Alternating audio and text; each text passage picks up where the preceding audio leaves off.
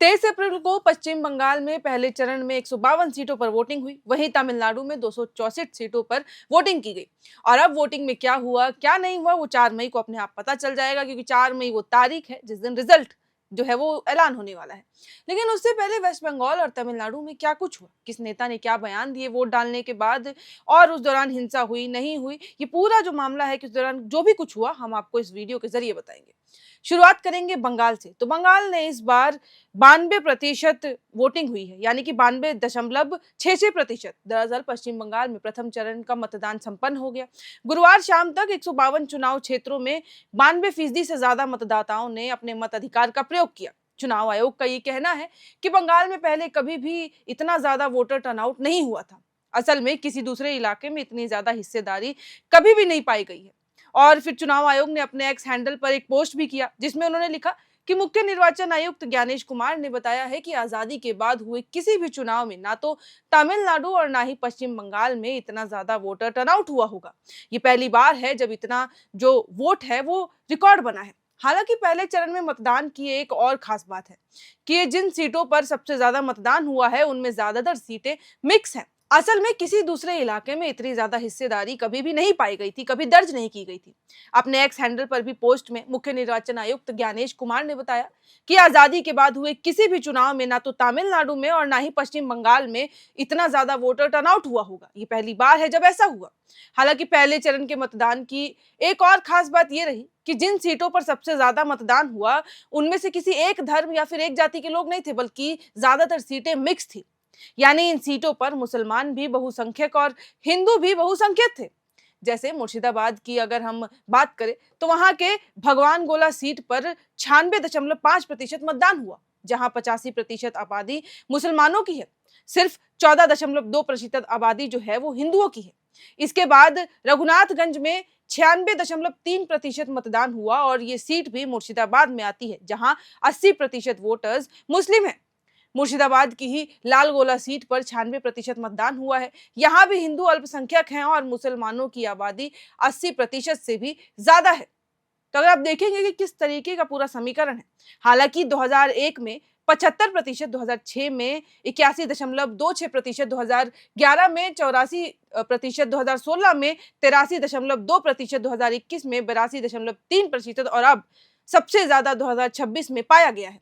यानी कि बंगाल में पहली बार इतना रिकॉर्ड जो है वो दर्ज हुआ है। यहाँ एक सवाल ये भी है कि क्या इस बम्पर वोटिंग से बीजेपी के चांस बढ़ गए, या फिर क्योंकि बीजेपी अब तक ये आरोप लगाती थी कि टीएमसी के डर से बहुत सारे लोग जो हैं वो चुनाव में भयमुक्त होकर यानी कि बिना डरे वोट नहीं डाल पाते हैं और अपना वोट जो है वो डर के मारे देते हैं।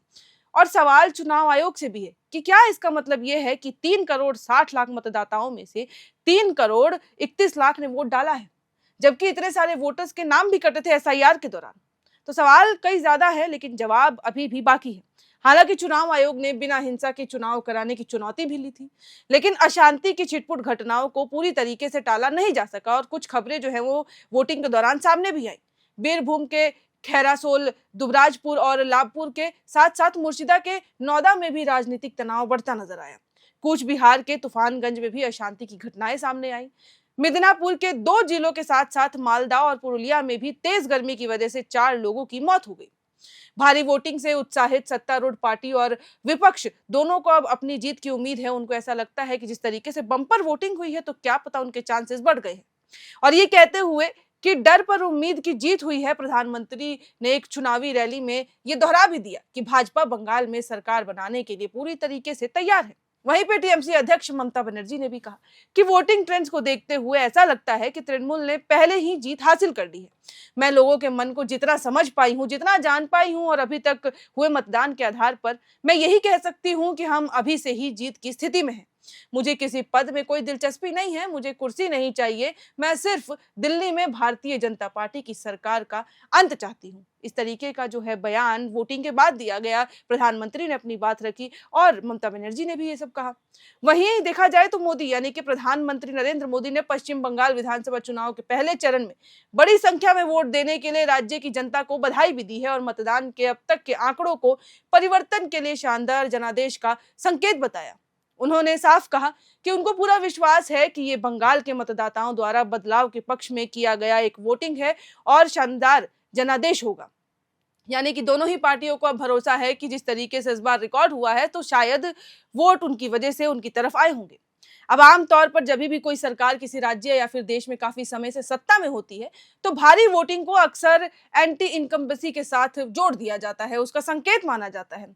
हालांकि ये मानने का कोई कारण नहीं है कि ये हर मामले में सच हो। अब उदाहरण के लिए देख लीजिए, बिहार में हाल के दिनों में चुनाव में भी भारी वोटिंग हुई, फिर भी जब नतीजे घोषित हुए तो ये देखा गया कि एनडीए सत्ता में वापस आ गया था और पिछले चुनाव की तुलना में उसकी सीटों की संख्या में असल रूप से बढ़ोतरी भी हुई। तो इस ओर इशारा करते हुए कुणाल घोष ने भी कहा कि इस भारी वोटिंग के पीछे का कारण एंटी इनकम्बेंसी का भावना नहीं थी, बल्कि ममता बनर्जी के अच्छे शासन में विश्वास का प्रदर्शन था। जो लोगों को ममता बनर्जी में इतना भरोसा है, जिस तरीके से उन्होंने काम किया है, वो उसका नतीजा है। अब पोलिंग शुरू होने के साथ ही वोटर टर्नआउट रेट लगातार बढ़ने लगा। शुरू में नॉर्थ बंगाल के मुकाबले साउथ बंगाल में ज्यादा वोटिंग हुई, लेकिन बाद के ट्रेंड से पता चला कि नॉर्थ बंगाल ने टर्नआउट में साउथ बंगाल को पीछे छोड़ दिया। तो बंगाल विधानसभा चुनाव के पहले चरण के मतदान में शुरुआती 4 घंटों में चुनाव आयोग को 635 शिकायतें भी मिली थी। यानी कि चुनाव आयोग ने शुरुआत से ये भी दावा किया था कि इस बार जब चुनाव होंगे, वोटिंग होएगी तो कोई भी हिंसा नहीं होगी, लेकिन फिर भी 635 शिकायतें मिली, जो पिछले अन्य कई चुनाव की तुलना में आधे से भी कम है, जो राज्य में चुनावी संवेदनशीलता को दर्शाती है। इनमें से 260 शिकायतें सीधे मुख्य निर्वाचन अधिकारी के कार्यालय में दर्ज कराई गई, जबकि 375 शिकायतें सी विजिल ऐप के माध्यम से प्राप्त हुई। अब कई बूथों पर ईवीएम खराब भी हो गया था। कुछ जगहों पर ईवीएम की बैटरी ना होने से मॉक पोलिंग तय समय से नहीं हो पाई। दूसरी जगहों पर आरोप लगे कि बीजेपी के पोलिंग एजेंट को अपनी सीट पर बैठने से रोक दिया गया। भगवा कैंप तो विपक्ष के नेता शुभेंदु अधिकारी के घर के पास वाले बूथ पर भी एजेंट तैनात नहीं कर पाया। ये भी आरोप लगे कि कुमारगंज से बीजेपी उम्मीदवार शुभेंदु सरकार के साथ मारपीट की गई। आयोग ने इस घटना के बारे में हालांकि रिपोर्ट मांगी है और इस दिन गड़बड़ी की सबसे बड़ी घटना बीरभूम में हुई। खैरासोल ब्लॉक के बुथपुर गांव में ईवीएम में खराबी होने के कारण विवाद बढ़ गया और विवाद के कारण वोटरों और सेंट्रल फोर्स के बीच में झड़प हो गई। ईवीएम मशीनों में तकनीकी खराबी के कारण लगभग आधे घंटे के लिए पोलिंग रोक दी गई थी, जिसकी वजह से लोग वहां पे नाराजगी जताते भी नजर आए थे। और ये रोक इस शिकायत के कारण लगाई गई कि तृणमूल उम्मीदवार के लिए तय बटन दबाने पर असल में बीजेपी उम्मीदवार के पक्ष में वोट जा रहा था। यानी कि तमाम ऐसी खबरें भी इस दौरान पूरे वोटिंग के दौरान सामने आई हैं। हालांकि इन आरोपों के बाद मतदान रोक दिया गया और विरोध प्रदर्शन भी शुरू हो गए। वहीं अब पश्चिम बंगाल के अलावा तमिलनाडु की बात करें तो वहां भी कुछ ऐसा ही हुआ। 2001 विधानसभा में 59.1% मतदान हुआ, 2011 में 78% मतदान हुआ, 2021 में 72.7% और उसके बाद 2001 में एआईएडीएमके गठबंधन की सरकार बनी। मुख्यमंत्री जे जयललिता और फिर ओ पन्नीरसेल्वम बने। फिर एआईएडीएमके गठबंधन को 196 सीटें मिली और अकेले एआईएडीएमके को 132 सीटें मिली। फिर 2011 चुनाव में भी एआईएडीएमके की सरकार बनी, मुख्यमंत्री जे जयललिता बनी। फिर उसके अलावा एआईएडीएमके गठबंधन ने बहुमत हासिल किया, लेकिन फिर 2016 में भी सेम ऐसा ही कुछ रिपीट होता है। 136 सीटों के साथ सत्ता में वापस लौटती है एआईएडीएमके। लेकिन 2021 में पूरा तस्वीर बदल जाता है। डीएमके गठबंधन की सरकार बनी, मुख्यमंत्री एमके स्टालिन डीएमके गठबंधन को 159 सीटें मिली, अकेले डीएमके को 133। तो वहीं 10 साल का शासन खत्म हुआ और डीएमके सत्ता में लौट के आई। अब 2026 में 85% जो है वो मतदान हुआ है और ये आंकड़े भी बताते हैं कि जरूरी नहीं है कि ज्यादा मतदान का मतलब है कि सरकार बदल रही हो। हालांकि जब ऐसा कुछ होता है तो चांसेस इसके ज्यादा होते हैं, इसके चांसेस बढ़ जाते हैं। खैर, अब वोटिंग के बाद डीएमके के अध्यक्ष और तमिलनाडु के मुख्यमंत्री स्टालिन ने क्या कुछ कहा वोटिंग के बाद, चलिए आपको वो बताते हैं। उन्होंने साफ तौर पे कहा कि तमिलनाडु इस विधानसभा चुनाव में जीत हासिल करेगा। तमिलनाडु से उनका मतलब उनकी पार्टी से था। मुख्यमंत्री ने जब मतदान किया वो अपनी पत्नी दुर्गा स्टालिन और अपने बेटे के साथ पहुंचे थे। उनका बेटा जो कि उप मुख्यमंत्री के पद पे भी हैं, उन्होंने वोट डाले और उसके बाद एआईएडीएमके के महासचिव एडपाडी के पलानीस्वामी ने दृढ़ विश्वास के साथ ये कह दिया कि उनकी पार्टी की 100% जीत निश्चित है। यानी कि डीएमके के अध्यक्ष जब कहते हैं कि इस बार तमिलनाडु ने सही इंसान को चुना होगा फिर से, उसके बाद ही एआईएडीएमके के प्रमुख का भी इस तरीके का बयान आता है। हालांकि एआईएडीएमके की ओर से कहा गया कि जनता मौजूदा डीएमके सरकार से असंतुष्ट है और बदलाव चाहती है। वहीं इन चुनावों में सबसे ज्यादा ध्यान जिस चेहरे ने खींचा वो है सुपरस्टार विजय थलापति। विजय अपनी पार्टी के जरिए तिरुचिरापल्ली पूर्व और पेरुम्बूर सीट से चुनावी मैदान में अपनी किस्मत आजमा रहे हैं। अपना कीमती वोट डालने के बाद विजय जब मतदान केंद्र से बाहर निकले तो उन्होंने वहाँ मौजूद लोगों से हाथ जोड़कर अभिवादन किया। उन्होंने जितने भी लोग मौजूद थे उनसे धन्यवाद किया। अब सवाल ये उठता है कि क्या विजय थलापति की विजय होती है? क्या डीएमके सत्ता में काबिज़ होगी?